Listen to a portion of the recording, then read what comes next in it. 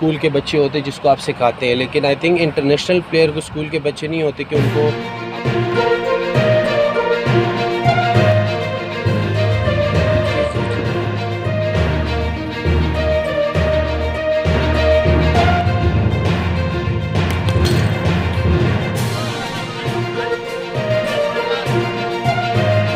बच्चे होते हैं जिसको आप सिखाते हैं, लेकिन आई थिंक इंटरनेशनल प्लेयर को स्कूल के बच्चे नहीं होते कि उनको आप बताते कि यार आपको फ़िटनेस में क्या क्या करना है। सबको पता होता है और आई थिंक इंटरनेशनल सतह पे आपको ख़ुद भी अच्छा नहीं लगता, सारी दुनिया देखते है कि आपकी फ़िटनेस सारी दुनिया को नज़र आती है। तो I think as a professional आपको ख़ुद इस चीज़ पे देखना होता है कि आपको कितना फ़िट रहना है और ये क्रिकेट की क्या डिमांड है। नसीम भाई ये बताएं कि जैसे कि आपको पता है कि जो अब से सीज़न एक स्टार्ट होने जाना है, किक ऑफ होने जा रहा है, ये इसके जो क्लाइमेक्स होगा वो चैम्पियंस ट्रॉफ़ी पे होगा जो अगले साल फरवरी में हो रही है और बहुत बड़ा इवेंट है पाकिस्तान की क्रिकेट हिस्ट्री के लिहाज से। तो आप क्या पुरुमीद हैं कि अब से जो ये आगाज़ हो रहा है इंशाल्लाह आप चैम्पियंस ट्रॉफ़ी को की विक्ट्री पे इसको एंड करेंगे? देखिए बिल्कुल एक नया आगाज़ है। जैसे मैंने बात की कि जो पीछे हुआ है अगर उसको दिमाग में रखेंगे तो चीज़ें बहुत मुश्किल हो जाएगी, क्योंकि as a player I think player को भी बहुत दुख होता है और जो भी जिस तरह भी हमारी परफॉर्मेंसेस रही हैं, तो मैं समझता हूँ कि आप डिनाई नहीं कर सकते कि हम कोई अच्छी क्रिकेट खेले, हम बहुत बुरा क्रिकेट खेले और क्रिटिसाइज़ और ये सारी चीज़ें भी बनती है। ऑब्वियसली आप नेगेटिव चीज़ें भी आपके दिमाग में आती है, लेकिन मैं समझता हूँ कि एज़ अ नेशन हमें एक दूसरे के खुश होना पड़ेगा और एक दूसरे के लिए नीयत और दिल साफ़ करके। तो अभी आगे जो चीज़ें आ रही है हमारे हाथ में जो हैं उसमें एज़ अ टीम और सबके एक नीयत और दिल एक दूसरे के लिए साफ़ होना चाहिए। मैं जनरेशन इसलिए बात कर रहा हूँ क्योंकि आई थिंक मुझे ये लगता है कि ये चीज़ की थोड़ी सी कमी है कि जब आप एक दूसरे की खुशी पर और एक दूसरे की चीज़ों में आप एफ़र्ट करते तो अल्लाह ताला भी साथ देते। तो आई थिंक अब जो हमारा नया जो भी चैलेंजेस आ रहे हैं तो उम्मीद है कि अब एक हो के हम अच्छी क्रिकेट खेलें। Thank you. किरण नसीम जी बताइएगा कि आपने कहा कि जैसे आपको टीम को एक बन के खेलना होता है। डेफिनेटली हमारी टीम ने वर्ल्ड कप में अच्छा परफॉर्म नहीं किया और बहुत ज़्यादा क्रिटिसिज्म का शिकार भी रहे, लेकिन अब टीम के अंदर आप एक कैसा इन्वायरमेंट देख रहे हैं? अब बहुत टाइम के बाद पाकिस्तान टेस्ट सीरीज़ भी खेलने के लिए जा रहा है जिसकी प्रैक्टिस भी कर रहे हैं, तो क्या लगता है कि टीम के अंदर फुल टीम की मोटिवेशन एक कैसी है? क्योंकि किसी भी चीज़ के लिए मोटिवेशन का होना बहुत ज़रूरी होता है, जो कि हमें वर्ल्ड कप में बहुत मिसिंग दिखाई दी। तो उसके बाद अब भी कम बैक डेफिनेटली टेस्ट में उसके बाद अब करेंगे, तो आपकी अपनी तैयारी तो आपने बता दी, लेकिन एज ए टीम के बारे में आप क्या कहना चाहेंगे? देखिए ऑब्वियसली मैंने सबसे पहले बात की कि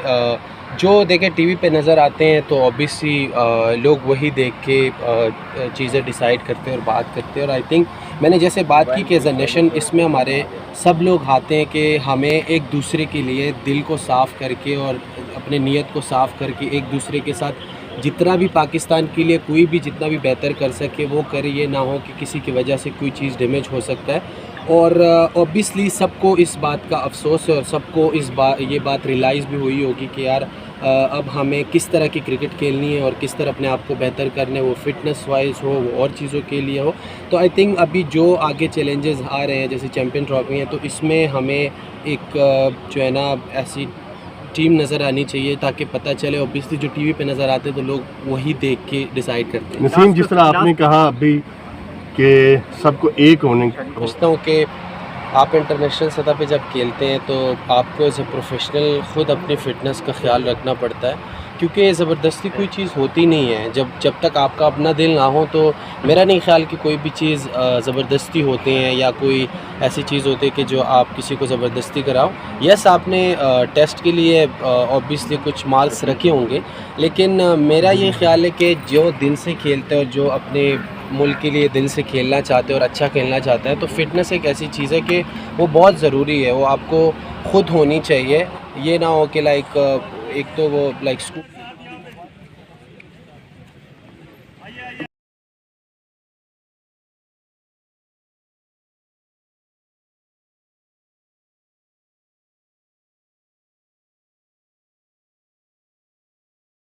के बाद आया हूँ और प्रिपरेशन तो अच्छी है, लेकिन आई थिंक चलो लगा ही तो 13 महीने से मैं रेड बॉल क्रिकेट कैसे लगा कैसे और ऑब्वियसली टेस्ट क्रिकेट इंटरनेशनल जो मैचेस होते हैं तो प्रिपरेशन तो काफ़ी की है, बॉलिंग की है। अब ये अच्छी अपॉर्चुनिटी के एक मैच खेलूँगा, यहाँ पे भी थोड़ी प्रैक्टिस हो जाएगी, तो आई थिंक बॉडी जो है उस चीज़ के लिए रेडी हो जाएगी, क्योंकि ऑब्वियसली आसान नहीं होता। आफ्टर लॉन्ग टाइम आप आहिस्ता आहिस्ता अपने वर्कलोड को बढ़ाते हो, लेकिन उम्मीद है कि मैच से पहले रेडी हो जाए। तो कोई प्लान नहीं दिया, कुछ खास प्लान नहीं दिया कि क्या करना है क्या नहीं करना, लेकिन as a professional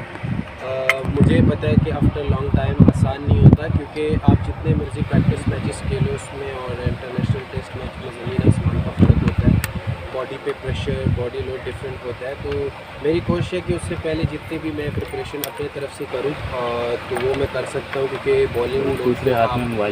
Aahista Aahista बढ़ाते हैं, तो उसी पे मैं ये लास्ट 2-3 वीक्स बॉलिंग करता रहूँ और उस लोड को मैंने बढ़ाया। लेकिन ऑब्वियसली जब आप मैच खेलते हो वो लोड डिफरेंट होता है, तो लेट्स सी कि वो क्या प्लान देते हैं,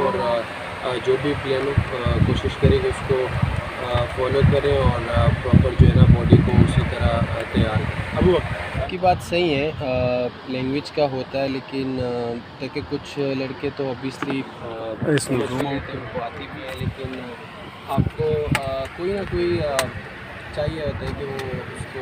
वो बात ट्रांसलेट करें और सही तरह एक्सप्लेन करें। और ऑब्वियसली कुछ बातें ऐसी भी होती हैं कि जो आप अकेले में ऑब्वियसली करना चाहते हो वो दूसरा बंदा, लेकिन ऐसे है कि कोई ऐसा बंदा आप लेके साथ जा सकते हो जो आपके लिए ट्रांसलेट करे जो भी बात करनी होती है। ऑब्वियसली अपने ज़बान में किसी को समझाना वो एक डिफरेंट चीज़ है, लेकिन लेट्स सी अब ये तो पूरी दुनिया में होता है कि आपको किसी न किसी तरह उनके साथ जो अंडरस्टैंडिंग है वो रखनी है। अच्छा नसीब, फिटनेस के हवाले से कि आज फिटनेस के बड़े नए मॉडल भी किया गया हमारे देखा है कि अभी तक डाइट शुगर की यूज़ है, तो आपने कोई ऐसा डॉट के किसी चीज़ के ऊपर वर्किंग कर रहे हैं इस हवाले से? राफी भाई वो उनका फेस वैसे ही पर ऐसे नहीं। अच्छा देखिए, फिटनेस ये है कि मैं ये